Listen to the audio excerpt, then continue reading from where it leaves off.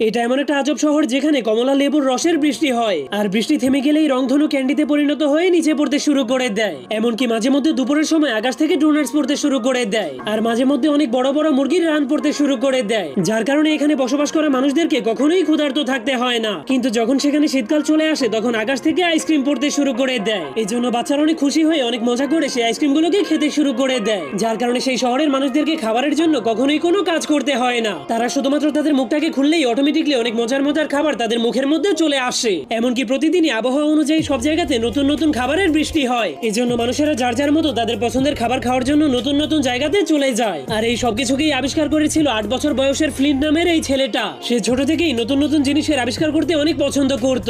এই জন্য সে যখনই দেখতে পায় তার মতো ছোট ছোট ছেলেরা এখনো জুতার ফিতা বাঁধতে পারে না, তখন ফ্লিন্ট তাদের জন্য একটা জাদুময় স্প্রে আবিষ্কার করে, যেটাকে পায়ের উপরে স্প্রে করলেই অটোমেটিকলি অনেক সুন্দর সুন্দর জুতা তৈরি হয়ে যেত।